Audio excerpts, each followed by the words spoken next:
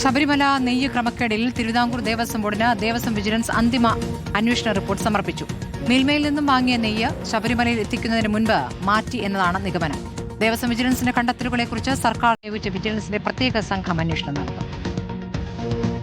മിൽമയിൽ നിന്ന് കഴിഞ്ഞ വർഷം 1.77 ലക്ഷം ലിറ്റർ നെയ്യ് വാങ്ങാനായിരുന്നു ദേവസ്വം ബോർഡിന്റെ കരാർ. മിൽമ കൈമാറിയ നെയ്യ് മാറ്റി ഗുണനിലവാരമില്ലാത്ത നെയ്യ് പകരം നൽകിയെന്നാണ് വിവരം. മിൽമയിൽ നിന്ന് ഓർഡർ ചെയ്ത മുഴുവൻ നെയ്യും ശബരിമലയിൽ എത്തിയില്ല. ശബരിമലയിൽ കിട്ടിയ നെയ്യ് ഉപയോഗിച്ച ശേഷം മിൽമയിൽ നിന്ന് കിട്ടിയ നെയ്യ് മറിച്ചു വിറ്റെന്നും സംശയമുണ്ട്. ശബരിമലയിൽ ഒരു ടിൻ നെയ്യ് എത്തിക്കുന്നതിന് വെറും 18 രൂപയാണ് കരാറുകാരൻ കോട്ട് ചെയ്തിരുന്നത്. ഇത് വളരെ കുറഞ്ഞ തുകയാണ്. ചെറിയ തുകയ്ക്ക് കോട്ട് ചെയ്തത് തന്നെ ക്രമക്കേടിന്റെ ഭാഗമാണോ എന്നും സംശയമുണ്ട്. ഇക്കാര്യങ്ങളിലടക്കം വിശദമായ അന്വേഷണം വേണമെന്നാണ് ദേവസ്വം വിജിലൻസ് SP സുനിൽ സമർപ്പിച്ച റിപ്പോർട്ടിൽ ആവശ്യപ്പെടുന്നത്. നെയ്ക്രമക്കേടിൽ ദേവസ്വം ബോർഡ് മുൻ പ്രസിഡന്റ് PS പ്രശാന്ത്, ബോർഡ് അംഗമായിരുന്ന A അജികുമാർ, ദേവസ്വം ബോർഡ് മുൻ അഡ്മിനിസ്ട്രേറ്റീവ് ഓഫീസർ മുരാരി ബാബു എന്നിവരെയാണ് നിലവിൽ പ്രതി ചേർത്തിരിക്കുന്നത്. ക്രമക്കേടിൽ ദേവസ്വം ബോർഡിലെ ഉന്നത ഉദ്യോഗസ്ഥരും പ്രതികളാകും.